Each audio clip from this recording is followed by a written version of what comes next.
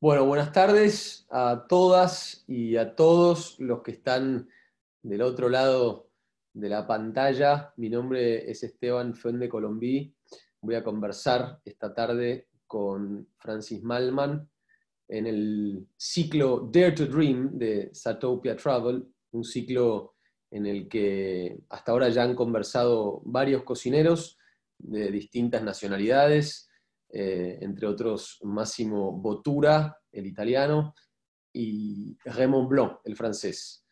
Eh, Dare to Dream, imagino yo, este, fue sacado de ese verso del poema The Raven, El Cuervo, de Edgar Allan Poe, que es el epígrafe de la cuenta de Instagram de Francis. Francis, ¿cómo estás? Yo desde Buenos Aires en casa, ¿vos? ¿Qué tal? ¿Cómo están todos? Muy lindo que nos visiten hoy en la pantalla. Exacto. Yo estoy en Mendoza, he pasado la cuarentena en Mendoza. Hace más de 100 días que estoy amablemente eh, atrincherado al pie de la cordillera. Qué lugar increíble para estar atrincherado. Es una trinchera pacífica y no belicosa. Sí, es muy lindo. La verdad es que los Andes, la belleza de los Andes es que, qué sé yo, en la Argentina, ¿no? Desde el sur hasta el norte, hasta el límite con Bolivia, ellos cambian tanto, ¿no? Tenés esa cosa frondosa de bosques en el sur, con lengas, coihues, cañas de coihue, las turberas, los mallines, los lagos, los ríos, y a medida que viajas hacia el norte se empiezan a poner más secos y con menos vegetación, pero igual mantienen una belleza increíble, increíble. Y después, bueno, en casi toda su extensión, salvo en los pájaros, están habitados por los mismos animales, el cóndor, el puma, el guanaco y demás. Pero bueno, es muy lindo estar acá. Me alegra mucho estar conversando una vez más con vos y como decía recién, debe ser que Dare to Dream sale de ese verso de El Cuervo de Edgar Allan Poe, que vos lo tenés como epígrafe en tu cuenta de Instagram, que es además como tu gran foco de comunicación. Ahí contás un poquito todo lo que vas haciendo día a día en tus viajes. Eh, pero quería preguntarte, ya que estamos en este ciclo, se llama de esta forma, podríamos traducir Dare to Dream por atreverse a soñar. Estuve revisando la traducción de Cortázar de ese poema, que además el verso empieza con doubting, antes de lo que viene después, que tu epígrafe es Dreaming a dream no mortal ever dreamed before. La primera palabra del verso es doubting, que me parece que no es menor, ¿no? Sí, es lindo. Bueno, yo la verdad que es una poesía larga que me encanta, la sé de memoria. Voy a decir un pedacito. Empieza así. Once upon a midnight dreary, while I pondered weak and weary, over many a quaint and curious volume of forgotten lore, while I nodded, nearly napping, suddenly there came a tapping, as if someone gently rapping at my chamber door.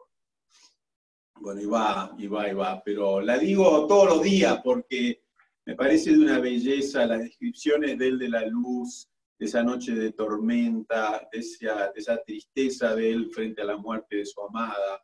Bueno, para mí es un poema Lenore, muy... la amada Lenore. Y Sí, esta, sí. y esta escultura de Palas Atenea, ¿no? Que para mí es tan importante la escultura de Palas ahí en la mitad de la noche.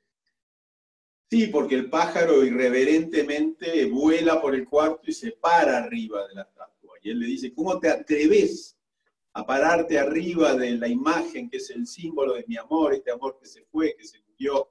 Es muy lindo. Es una poesía que vale la pena, creo, estudiarla, porque es bastante larga, pero es muy profunda.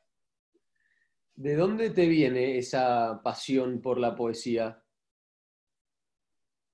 Yo creo que por mi falta de concentración. Yo fui muy mal estudiante, realmente detestaba el colegio y de hecho estudié hasta los 13 años, no fui a la escuela secundaria. Y la poesía me llegó un poco tarde en la vida. Yo creo que empecé a leer mucha poesía a los 28 años, por ahí. Y lo que me gusta es la brevedad de la poesía, que vos en una sentada lees una poesía y lo que pasa con la poesía es que generalmente te hace estudiar cosas, porque muchas veces son crípticas y hay palabras o hay mensajes escondidos, y eso me parece lindísimo, ¿no? Porque yo empiezo a leer una poesía nueva y termino con la computadora, con 4 o 5 libros más abiertos, y de repente me olvidé de por qué me senté y estoy estudiando, no sé, a un dios griego que lo nombraron. Entonces, todo eso me parece muy lindo, me encanta eso de la poesía. Y además, el poder también del secreto, ¿no? De permitirte no entender, que es algo que está tan subestimado, no entender algo. Sí, no entender algo es importante y no tenemos que avergonzarnos de decirlo. Yo creo que, bueno, yo siempre digo que yo siento que para mí la vida empezó a los 40 años, a ser realmente cada vez más linda, ¿no? Y tiene que ver con eso, con el reconocer cosas que no comprendés o que, no sé, y también aprender a decir que no, no, esto no lo quiero, no me gusta, muchas gracias, de acá me voy, en fin. Pero yo creo que no hay que avergonzarse en decir que no entendemos algo. Pensaba en eso de los 13 años, que alguna vez también lo conversamos, pero me quedé siempre pensando en cómo fue profundamente dejar el colegio secundario a los 13, que es una edad hoy de absoluta ingenuidad para cualquier niño, incluso más que antes, ¿no? Pero, ¿cómo encaraste la vida a los 13 años? Bueno, a ver, yo vivía en un pueblo, era un pueblo Bariloche en esa época, en el año 68, 69. Fue un momento que explotó en el mundo esta revolución joven de la música, de la protesta, de los hippies, de la paz y el amor. Y bueno, yo siendo un niño o adolescente en la Patagonia, mi papá recibía la revista Time, que todas las semanas llegaba con 3 meses de atraso, pero ahí me iba enterando de lo que estaba pasando en el mundo y me sentí muy atraído por eso. Entonces, también a esa edad, o un poquito antes capaz, me di cuenta de la verdadera profundidad de la libertad. Y tomé conciencia de que cada uno de nosotros tiene esa libertad. Y esa libertad no se puede perder. Y me hace pensar en ese esclavo que tenía Calígula, que él amaba, Sí. y él siempre lo trataba mal y le hacía cosas horribles, hasta que un día Calígula le dijo, mirá, mañana te voy a mandar a matar. Y el chico le contestó, sí, me vas a matar, pero mis sueños no los vas a conocer nunca. Y eso es bellísimo, porque la libertad, vos podés estar encerrado, podés estar de alguna forma, como ahora, que no podemos salir demasiado, pero la libertad existe igual. Cuando yo me di cuenta a una joven edad de que había un mundo muy libre en algún lugar, y lo leía en los pelos largos, en las camisas con flores, en la bellísima música de esa época y demás, me rebelé frente a todo lo que no me gustaba. Yo dije, no, yo sé que en algún lugar hay una forma de vivir que es la mía. Y no es esta, no es ir al colegio todos los días y ponerme a dormir porque me aburría mucho en el pupitre, yo quiero ser libre. Y bueno, y así fue muy duro, muy duro, porque bueno, perdí muchas cosas en el camino, ¿no? Perdí amigos del colegio que los padres le prohibían que yo fuera a la casa a visitarlo porque ya no iba al colegio, bueno, todas esas cosas. Entonces, esos años entre los 13, 14 y los 18 fueron muy lindos, muy duros, y hoy mirando para atrás, yo me doy cuenta que yo a los 18 años era como un anciano, un viejo. Y a partir de ese momento, cuando encontré mi camino de mezcla música con la cocina, que empecé a cocinar a los 18 ya en un restaurante, siento que a partir de entonces empecé a hacerme cada vez más joven. Pero yo a los 18 era un anciano. Y me copio un poquito de la escritora francesa de su libro La Amante, Marguerite Duras. De Marguerite Duras. Sí, que ella empieza el libro diciendo eso, que ella a los 18 era un anciano. Y cuando leí eso, hace muchos años, me di cuenta que a mí me había pasado un poco lo mismo. Yo estaba a los 18 años destruido, pero no estaba destruido por drogas o por alcohol, estaba destruido por haber pasado una adolescencia y juventud temprana que fue no traumática de ninguna forma, porque yo tenía esa libertad, pero fue difícil. Pero tuviste que atreverte, hablando de atreverse o de osar, a llevarla a cabo. Sí, bueno, qué sé yo, no sé, yo creo que la desobediencia es la base del crecimiento, ¿no?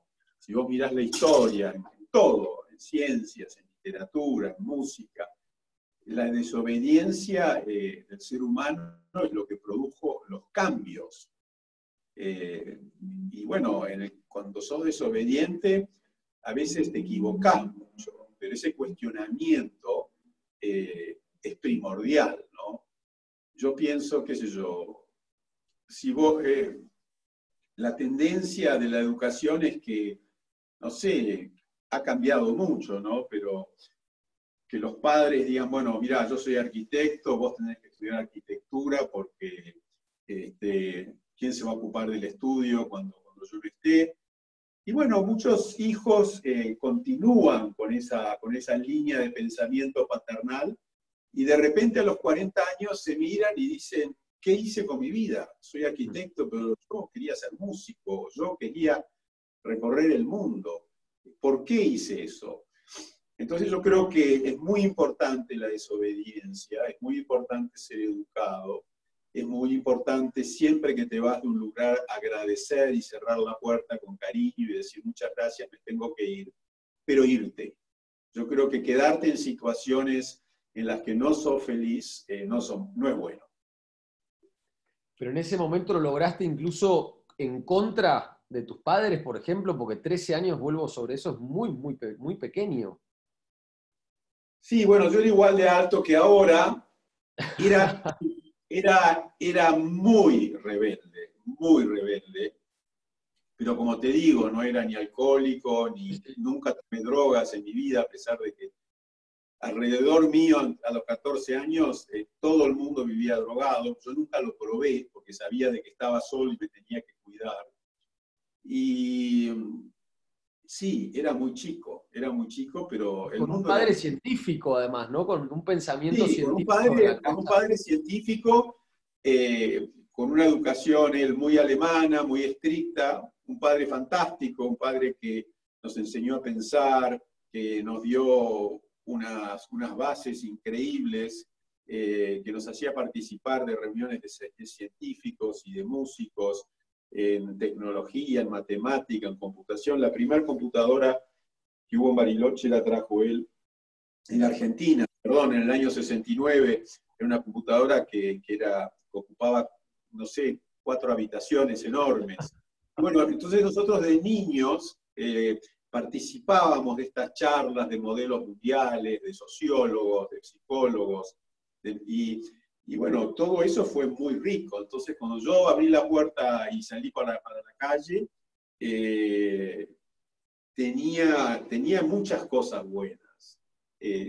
La enseñanza de mis padres, la suerte de que nos criaron en un lugar como Bariloche, y además de Bariloche, en un lugar muy alejado del pueblo, y haber aprendido también, sin darme cuenta, ese lenguaje silencioso de la Patagonia, que llámese de comprender y hablar con los vientos, con la nieve, con la lluvia, el conocimiento exacto de las olas de los lagos, de cómo se comportan los ríos, de los animales. Entonces eso era, yo de repente cuando tenía 40 años me di cuenta de que yo poseía un conocimiento de ese lenguaje geográfico que había sido lo que había alimentado mi vida en todos los momentos difíciles, porque yo cada vez que estaba en la adversidad retrocedía a recordar ese lenguaje, ese silencio geográfico que conozco como el idioma inglés o el francés. Es decir, es una cosa que es inexplicable, pero que es muy linda de tener. Es un lenguaje más. En ese sentido, también seguimos cerca, creo, de la poesía, cuando varios poetas, por ejemplo, Baudelaire y otros, dicen que la verdadera patria es la infancia o la primera juventud, ¿no? Como un dínamo al que volvés siempre porque sigue irradiando esa luz prístina. Exactamente. Bueno, mi padre cuando éramos niños nos contaba a todos sus hijos que un niño a los 6 años ya está formado. Es decir, su esencia ya es lo que es. A partir de ahí le vas agregando cosas, conocimiento, pero hay una esencia que es bellísima de cada uno de nosotros que se define en esa niñez. Y después en la adolescencia es como que ya cobra un diploma que te lleva por un cierto camino. Y los caminos bifurcan a lo largo de la vida, pero esa base que yo la recibí de niño en la Patagonia, como te digo, entre la vida de científicos y el aire libre, me marcó mucho y me ayudó mucho, ¿no? Fue mi universidad. Sí. Mi universidad fue todo eso y el cine. Yo todo lo que sé lo aprendí en el cine. Mirando películas que amo cientos de veces y parando y mirando las escenas y escuchando las palabras y los gestos. Y después, a raíz de que me fui muy joven, también desarrollé una intuición tremenda, ¿no? De esa cosa de que cuando yo tenía 15 años o 16, vivía en California, yo entraba a una habitación donde había un grupo de gente, inmediatamente decidía si me podía quedar, si me tenía que ir, más o menos quién era quién. Y bueno, no era un genio, pero había una cosa intuitiva mía que la desarrollé mucho y que la sigo teniendo. A veces la practico caminando por la calle, cuando veo a alguien que viene caminando hacia mí. Te iba a preguntar, ¿cómo? ¿Cómo la ponías en práctica? Justamente, si es un instrumento que afinás, digamos. Sí, yo la pongo en práctica sin darme cuenta cuando camino, sobre todo en Buenos Aires. Me encanta caminar por Buenos Aires y cuando viene gente caminando hacia mí, también es como que pienso y decido sin hablar, y mientras que antes de que me pasen quiénes son, cómo viven, qué les pasa, qué sé yo. Y me pasa también cuando entro en uno de mis restaurantes a saludar a una mesa de 12 personas de recién llegados que se acaban de sentar, y los miro a todos y de alguna forma leo quién es quién. Y no soy un ¿cómo se llama? Un medio, no, pero tengo una intuición y de decir, bueno, me parece que este va a elegir el vino, me parece que esta mujer es vegana, me doy cuenta si es una cosa de trabajo, de alegría. Bueno, y esa intuición es bellísima. A mí me encanta esa intuición. Bueno, lo que decías recién del lenguaje también es silencioso, es un lenguaje silencioso el de la intuición que llevas adentro. Sí, la intuición es un lenguaje silencioso como la cocina. Yo he escrito muchos libros de cocina, pero la cocina también es un lenguaje que es inexplicable. Yo te puedo escribir una receta de 20 páginas de cómo hacer un pan, con cada detalle, cada minuto de espera, todo. Pero al final hay algo que no te puedo contar, que es imposible contarlo, que es indescriptible, que lo vas a aprender vos haciéndolo cientos de veces. Es algo que te entra a través de tus ojos, del olfato, del oído, del tacto y de la voz. Y eso es, por eso yo creo mucho en esos lenguajes silenciosos, porque son muy, muy, muy ricos y lleva mucho tiempo aprenderlos e incorporarlos. Hablando de aprender, vos que sos padre de 7 hijos y que fuiste este niño travieso, rebelde y viajero, ¿cómo practicaste la paternidad? Bueno, he sido un padre diferente, digamos. Primero he sido un padre muy nómade, siempre buscando nuevas oportunidades, nuevos sueños. Qué sé yo, Alexia, que tiene 34, me acuerdo que viajaba conmigo cuando salía a cocinar a Brasil, o cuando era chiquita, y yo me acuerdo que ella dormía en las cocinas debajo de las mesadas, en una cunita, yo todo el tiempo la estaba mirando.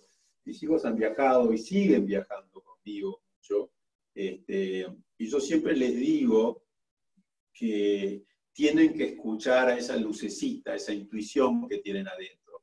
Eso se los digo desde que son chiquitos. Les digo, mira, todos te van a decir algo, hace esto, hace lo otro, pero vos tenés que escuchar qué te pasa a vos ahí adentro y hacele caso a eso, porque esa sos vos. Hay alguien que te está hablando y esa intuición la tenés que cuidar toda tu vida. Es un secreto que conocés vos y nadie más. Y que no se lo tenés que contar a nadie, además. Yo creo mucho en eso, en ese misterio, ¿no?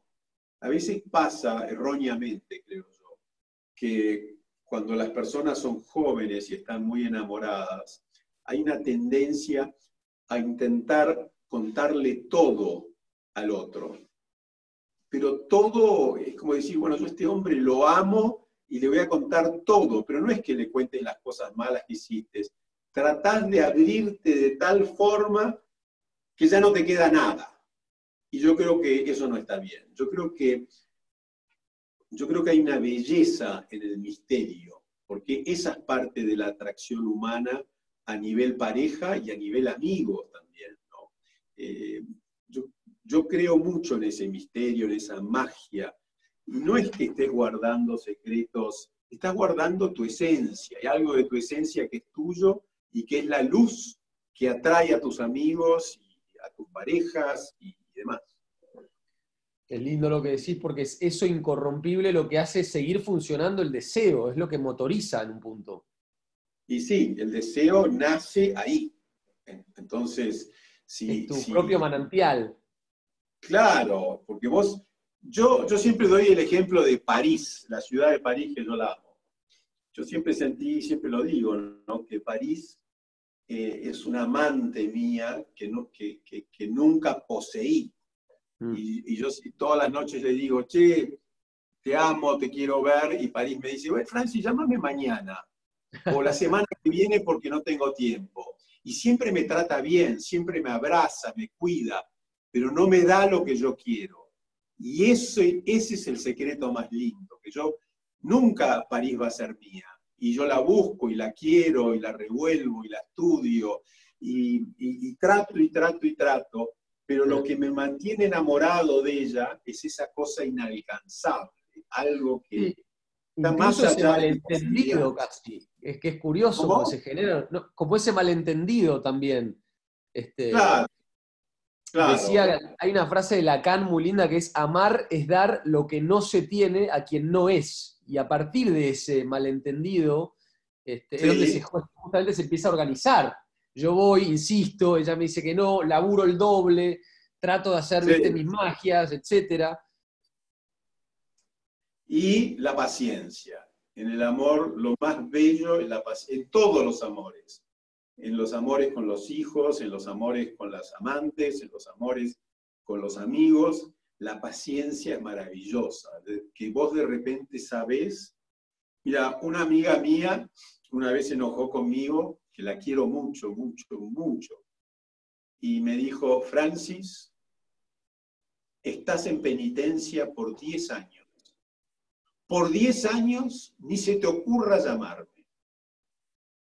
Y yo cumplí, y la extrañé muchísimo.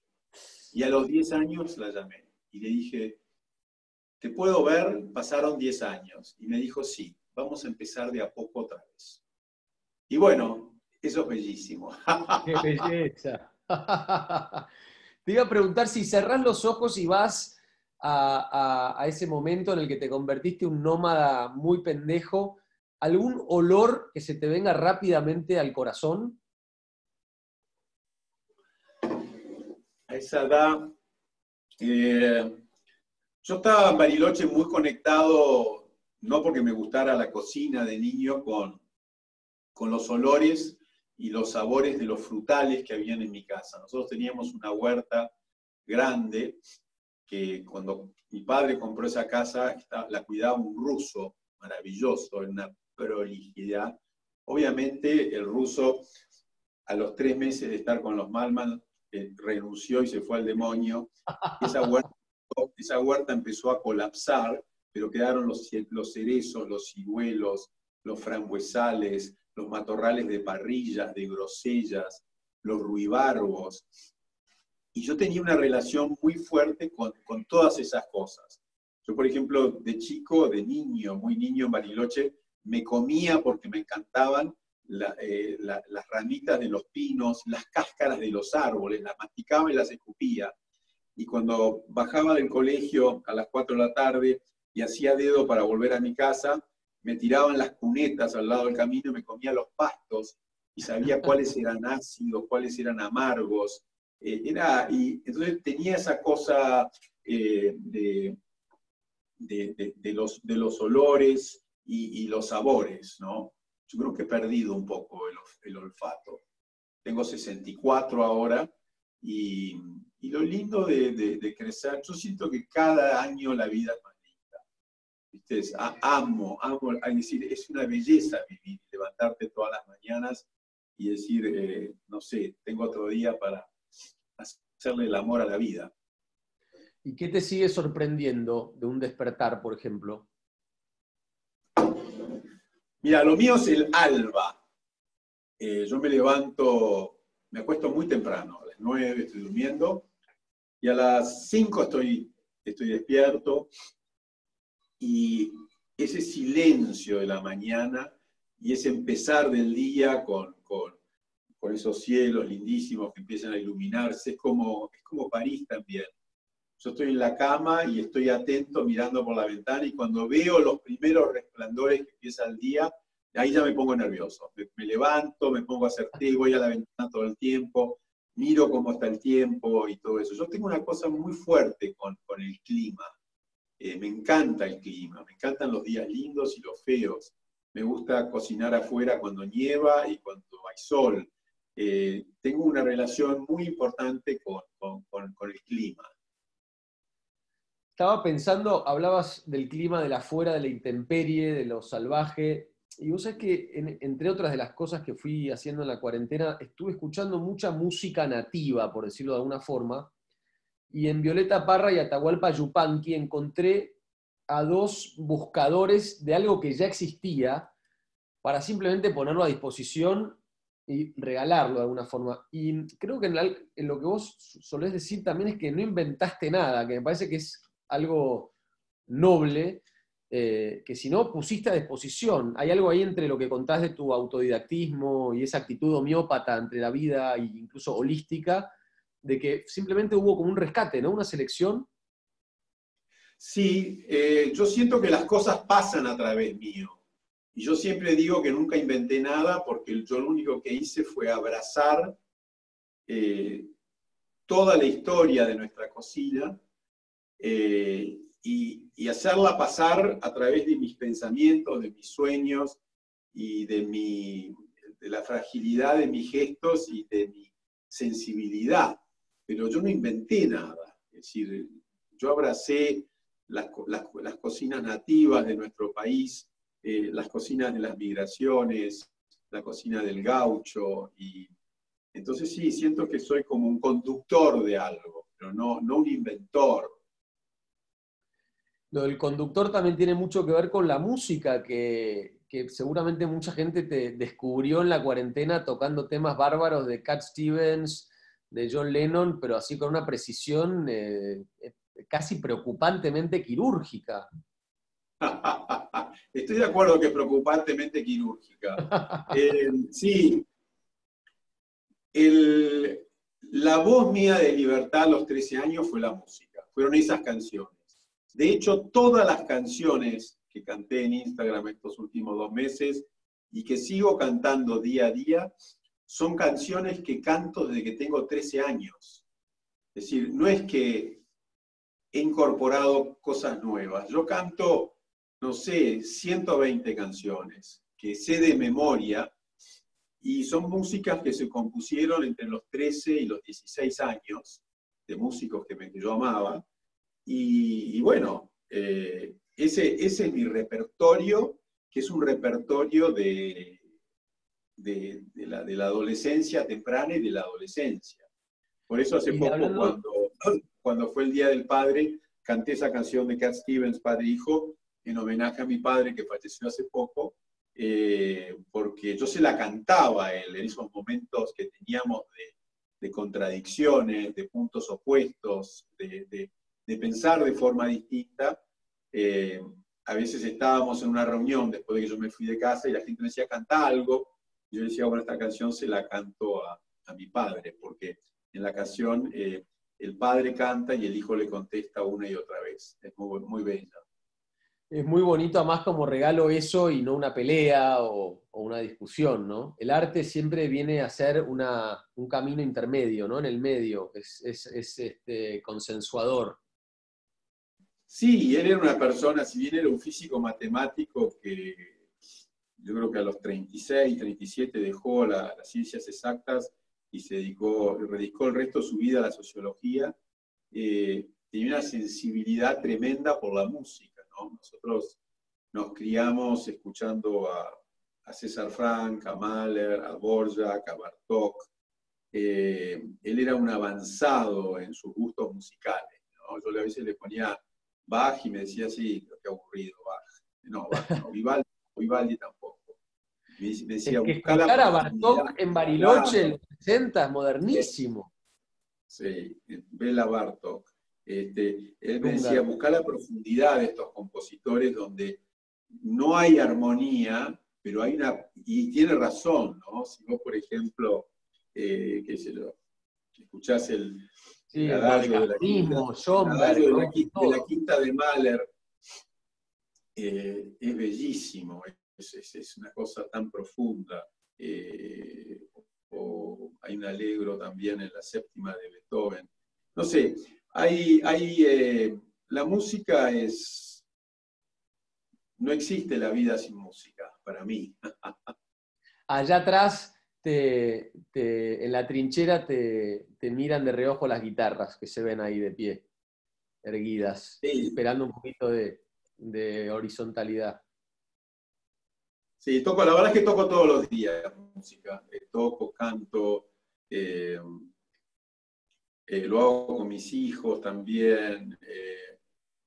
Es una forma muy linda de como lavar el alma, como de lavarte las cosas que se acumularon durante el día y que quizás no son tan buenas. Yo me pongo a tocar la guitarra y canto 5 canciones y me levanto y soy otra persona, estoy fresco, es como que, no sé, es una... Y no necesito público, me encanta hacerlo solo. Y en esto que contabas del repertorio, supongo que con las recetas puede llegar a ser parecido. ¿De qué manera encarás una receta que hiciste 1000 veces?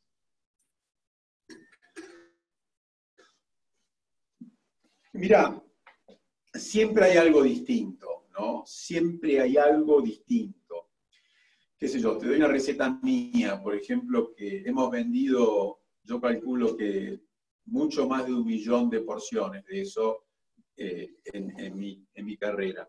Y es Wow. una papa que es una papa Patagonia, una galette francesa de papas finitas y crocantes, una tortillita muy, muy finita, y encima un ojo de bife hecho a la parrilla o a la plancha con chimichurri encima. ¿Qué pasa esa receta? Que vos al cortar el bife, todo el jugo del bife se cae sobre las papas, mojando las papas crocantes. Y ahí se arma una cosa de consistencia, de gustos, con la acidez del vinagre del chimichurri, el picor del ají de cachi, el orégano fresco y demás. Y bueno, y ahí se arma toda una cosa muy linda. Entonces, esa es la belleza de la cocina, que yo hago esa receta una y otra vez en distintos lugares y siempre es distinta, siempre le veo algo distinto. No es una cosa que digo, bueno, mira, me salió igual que el mes pasado. No, la vida va, hay una erosión nuestra hacia la cocina, la erosión misma de nuestra vida, del uso de nuestras manos, de nuestros pensamientos, que se derrama en el plato. Y eso es muy, muy bello. En todo esto que estamos conversando, creo que subyacen varias ideas o sensaciones. Una de ellas, justamente, y hablando de erosión, es el erotismo, ¿no? Sí, la erosión es el erotismo de la geografía. Claro, por eso. Sí, es una belleza. Yo hay un arroyo en la Patagonia donde voy siempre, es el único lugar donde encuentro, después del invierno, a veces piedras absolutamente redondas. Y son siempre más o menos del tamaño del puño de una mano. Y bueno, y pienso, ¿no? Los miles, millones de años que esa piedra rodó o que estuvo clavada dentro de un glaciar allá arriba y después finalmente llegó a mis manos. Y, y me hace pensar ¿cómo se llamaba? El botanista este de California, maravilloso, que él cuando caminaba por Yosemite, él contaba en sus libros, cuenta que a veces se sentaba al lado de una piedra o de un árbol que le gustaba mucho y se quedaba días hablándole, preguntándole cosas. Bueno, es como casi un ¿Hablas de literati. Thoreau? No. ¿Cómo? Thoreau, el del No, Walden. Thoreau era más del este. Ok. No, se llama, ahora te voy a decir cómo se llama. Eh, y él vivió siempre en Yosemite, ahí en los bosques de En Sequoia. Yellowstone. ¿Cómo? Sí, sí, en el Parque Nacional. Sí, en el Parque Nacional. Y bueno, y eso me parece muy lindo, ¿no? Es lo que te hablo de ese lenguaje silencioso del clima y de las cosas, que si vos lográs tener una charla con esas cosas, son de una profundidad tremenda y a veces son instantes, no es que te vas a charlar con una roca como hacía John Muir, se llamaba. Sí, John Muir. Bueno, era él.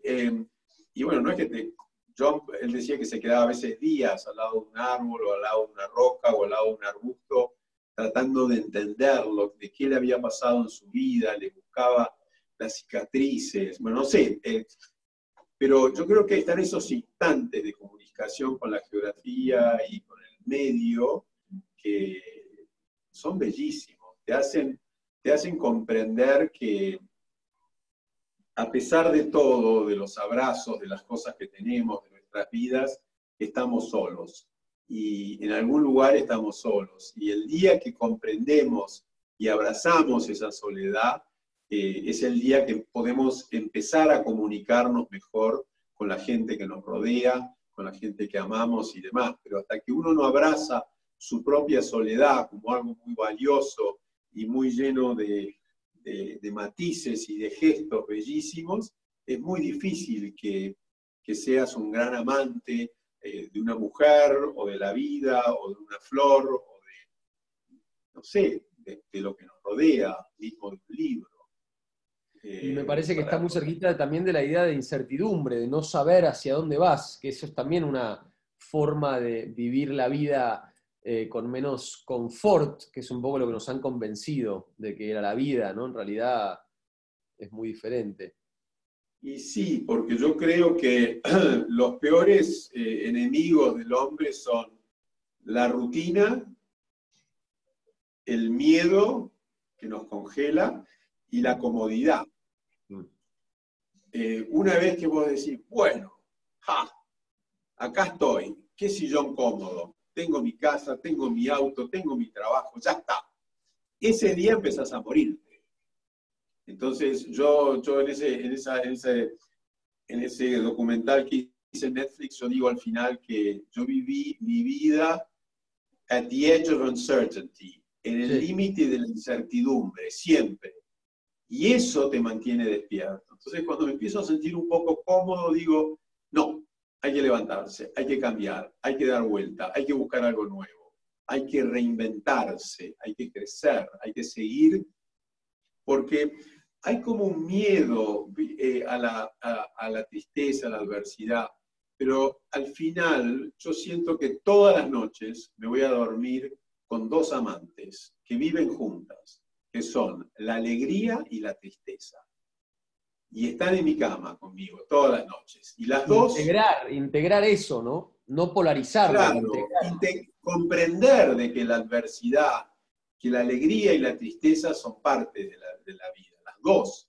Y nunca vamos a poder erradicarlo a la tristeza. Entonces hay que mirarla, porque hay una belleza en eso también. La adversidad te enseña ese golpe, esa caída.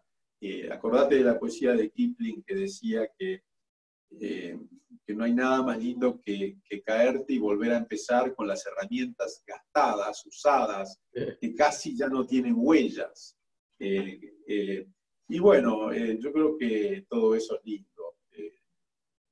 Entre tantos lugares de los que hemos también conversado, Patagonia, California, París, hablaste de Buenos Aires, eh, ¿qué me decís de Uruguay, que es otro lugar tan querido para vos y en cuya capital, Montevideo, también tuviste un gran momento de aprendizaje? Sí, bueno, mi madre era uruguaya y de hecho tengo la doble nacionalidad.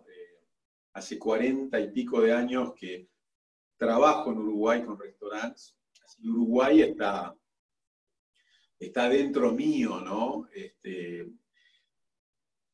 En Montevideo de niño yo pasaba bastante tiempo con mi abuela, que era una persona majestuosa, muy sencilla, muy especial. Y Uruguay tiene una calidad humana y una geografía que también son subliminales, son muy especiales, que están más allá de esas playas de chicas lindas. Yo hablo Porque siempre además del en ese Uruguay. sentido exacto, vos has sabido ahí pescar algo de lo que muchos llaman en las ciudades el interior, que no me encanta como definición, pero en las Y, provincias o en los lugares yo menos siempre, obvios, sí, yo siempre hablo del Uruguay de atrás, sí, que en realidad es un término que le robé a los franceses, que ellos tienen el arrière-pays, el país de arriba. atrás, que es todos los pueblitos que están atrás de la costa sur. Es decir, que tenés todos los pueblitos divinos sobre el mar, con todas las casas, y el arrière-pays es el país de atrás, son todos esos pueblitos maravillosos que al final tienen más profundidad que esa cosa glamorosa de la playa. Yo amo el mar, me encanta bañarme en el mar, me encanta el océano y demás, pero el país de atrás tiene esas raíces de la cultura rural, la belleza de todos los árboles que se crían de una forma distinta. No sé, yo en mi casa en Uruguay tengo un ceibo que lo extraño todos los días. Todas las mañanas llamo por teléfono y le digo, fuiste a ver el ceibo, ¿cómo está? Y es un ceibo que tiene, no sé, 150 años y que sale un tronco así, sale de la tierra, se entuerce, se levanta. y lo amo. De hecho, con una amiga mía usamos la cáscara de ese árbol ahora para hacerle unas medallas a todos mis hijos. Es un regalo que les voy a hacer. Y bueno, así que sí, el Uruguay ocupa un lugar muy, muy fuerte en mi vida. Y con tantos, bueno, caminos, con tanto gastar los utensilios en estos años de movimiento, ¿qué has dejado de necesitar? Mira, yo he perdido la ilusión del viaje por ejemplo, si vos me preguntás, ¿tenés ganas de ir otra vez a Vietnam o a Malasia o a las Filipinas o no sé a dónde? Yo te digo no, ya está. ¿Por qué? Porque el último viaje largo así de turista que tenía mucho interés en hacer fui a Bután, en el norte de la India, en los Himalayas, a ver. En abril quería ver los rododendros y las magnolias en flor, que a 3.000 metros mirás y todos son magnolias y rododendros, ¿no? No plantados, son naturales.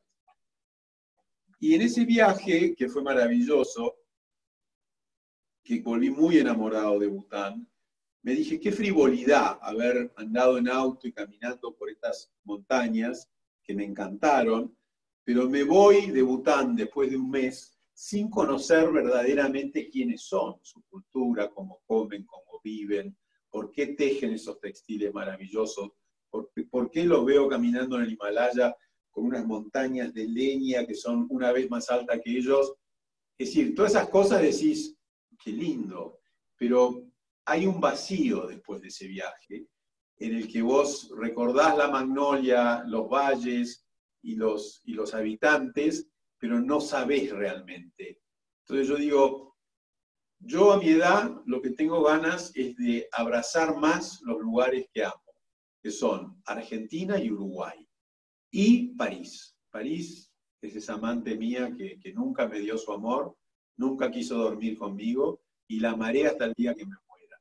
Entonces me preguntás, ¿vacaciones dónde? ¿En casa en Uruguay? ¿En casa en Argentina? ¿O en París?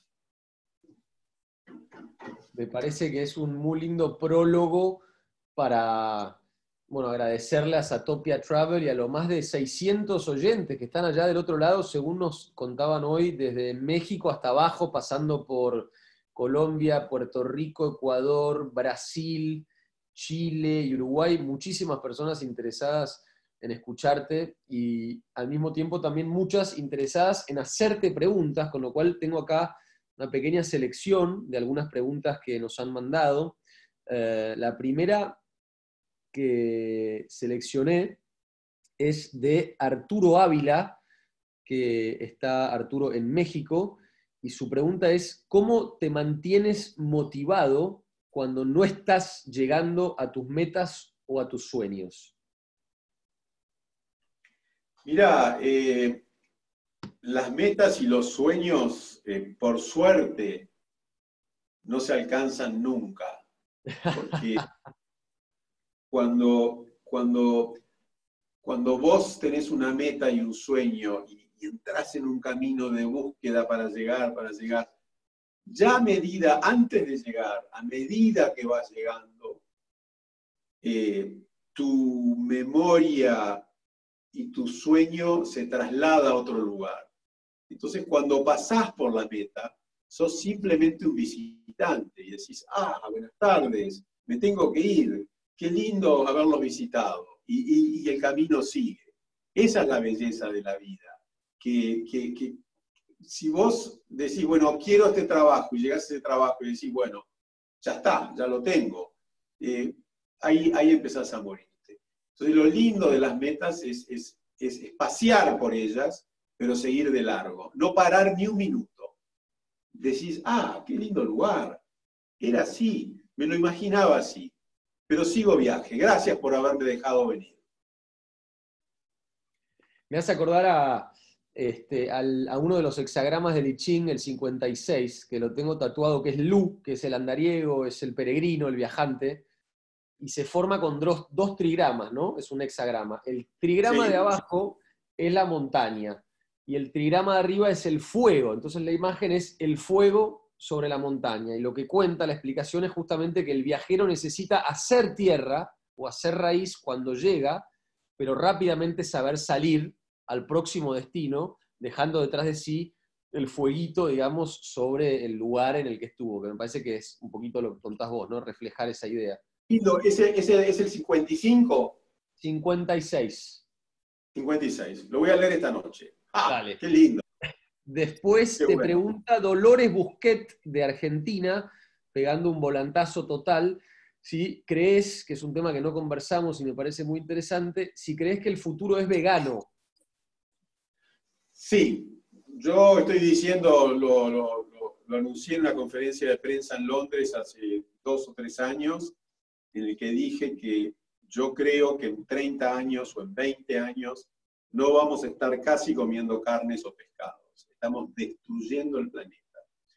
Y bueno, yo no soy vegano, me como mis churrasquitos, me encanta, pero estoy seriamente pensando, además de haber escrito un libro vegano que va a salir dentro de poco, en de qué forma puedo ir cambiando mi forma de trabajar para acercarme a este nuevo pensamiento que yo creo que va a liderar el mundo, que es el veganismo.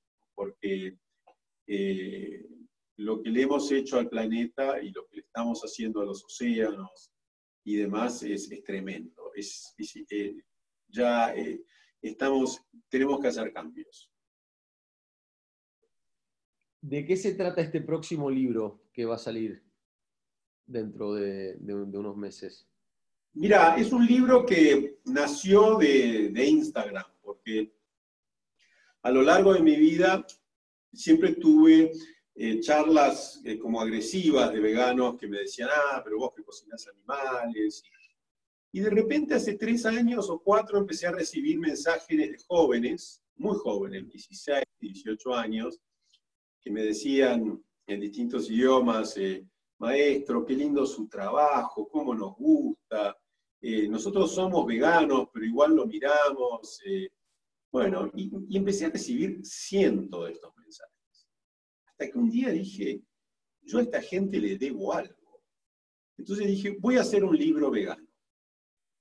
Y empecé a escribir el libro y a hacer las fotografías y demás, y me empecé a ver en un espejo, empecé a ver un reflejo. Cuando yo decía, estaba cocinando y decía, voy a hacer una milanesa de berenjenas. Y bueno, empezaba a hacer la milanesa y a hacer el desarrollo de la receta con tomillo, con ajo, con esto, con lo otro. Me veía reflejado en la milanesa de carne, que me encanta. Y empecé a hacerme un cuestionamiento a mí mismo que sobre el final del libro era imposible de negar, ¿no? Y bueno, así que yo creo que los cambios son importantes. Yo creo que todos tenemos que hacer un cambio. Y bueno, yo estoy tratando de hacer el mío y buscando la forma de hacerlo. Me parece bárbaro. Pregunta Martín Montenegro, también de Argentina. ¿En qué momento encontraste la paz y la trasladaste a tus platos? Yo creo que mi paz interior la encontré el día que me di cuenta de que yo era dueño de mi libertad, de que mi libertad era yo. Y ese día creo que empecé un diálogo conmigo mismo que me dio mucha paz y que tuvo momentos muy difíciles, momentos muy, muy fáciles y muy lindos. Y bueno, creo que está relacionado más con eso, ¿no? Yo la paso muy bien solo. Me encanta estar solo. Me encantan algunos pocos amigos que tengo. Me encanta estar con mi familia, con mis hijos. Pero yo estoy bien solo y eso me encanta, la paso muy bien. Pinto, coso, toco la guitarra, escribo, no sé, la paso bárbaro. O sea, no te aburrís, o sabés lo que es aburrirse vagamente. No, no, qué sé yo viajo muchísimo, ahora no estoy viajando, pero no sé, yo vivo, no sé, 5 noches de la semana en un hotel, en una ciudad distante, y yo viajo con mi costurero, con mi guitarra, con mis acuarelas, pinto pésimo, no coso muy bien, pero siempre estoy haciendo algo, estoy haciendo un sombrero, un pantalón a alguno de mis hijos, me estoy arreglando cosas, estoy surciendo. Y entonces yo de noche cuando viajo no salgo, me quedo en el hotel. Yo llevo 2 o 3 trapos que quiero mucho antiguos, los tiro en el cuarto para sentirme en casa, me compro un ramo de flores, lo pongo y pido de comer en el cuarto y estoy cosiendo, pintando, tocando la guitarra, me voy a dormir y al día siguiente trabajo. Y la paso muy bien, la verdad es que la paso muy bien. Después pregunta Sol Venturino, también de Argentina, ¿cuándo tuviste miedo? ¡Ja! Miedo. Eh, miedo. Muchas veces tuve miedo. Si bien soy bastante lanzado y arriesgado, hay momentos de miedo. Yo te dije hace un rato de que el miedo Sí. es uno de nuestros peores enemigos porque nos paraliza. La rutina nos paraliza, el miedo nos paraliza y la comodidad también. Eh, pero bueno, el miedo es el miedo y a veces tenemos que convivir con él. Pero yo creo que frente al miedo, lo mejor es enfrentarlo. Si no sos cobarde, a veces somos cobardes. Borges habló mucho de la cobardía, me encantan las cosas que dijo Borges de la cobardía. Eh, pero bueno, sí, el miedo hay que enfrentarlo. Este, Quería preguntarte si tenés alguno, debes tener supuestamente, seguramente muchos, pero si tenés algún proyecto que nos quieras contar de lo que se viene. Sí, bueno, la semana que viene estoy produciendo como un documental de cocina, que el título va a ser, bueno, no sé cuál va a ser el título final, pero va a durar más o menos 40 minutos y va a ser Irreverencia y desobediencia en la vida y en la cocina. Entonces, mi idea es abarcar la cocina a través de la irreverencia y la desobediencia y hacer una correlación entre la cocina irreverente y desobediente con la vida irreverente y desobediente, que es la que llevé yo. Me gusta, un proyecto muy próximo, muy cercano en Sí, el tiempo. empiezo a grabar el miércoles en las montañas. Qué maravilla. Bueno, desde acá saludo a la gente de Satopia Travel que organizó este ciclo llamado Dare to Dream, que ya lleva varias conversaciones con distintos cocineros del mundo. Hoy en la versión hispanoparlante para muchísimos seguidores tuyos, Francis, de toda Latinoamérica, más de 600 o 700 conectados. Están en silencio, callados ahí atrás del Zoom, pero sentimos ahí su presencia y su tintineo. Eh, Así que yo desde Buenos Aires, muchas gracias por esta conversación. Una más, ojalá hayan otras y te mando un fuerte abrazo. Y bueno, vos desde la cordillera, todavía con una raja de luz. Sí, bueno, Esteban, nada, la verdad es que te agradezco a vos, ha sido un placer otra vez encontrarnos pensando y cambiando ideas. Un abrazo grande a Satopia por haber inventado este concepto de poder hablar y contar cosas. Y bueno, y abrazo a Latinoamérica entera, entonces que hay gente de todos los países de Latinoamérica escuchando esto. Amo y respeto, idolatro a México, la cocina nordestina del Brasil, la buena cocina colombiana, la peruana, la uruguaya, me olvido de muchos, pero no sé, siento siempre el calor de todos ustedes. Les mando un abrazo muy grande. Chao. Adiós. Hasta luego.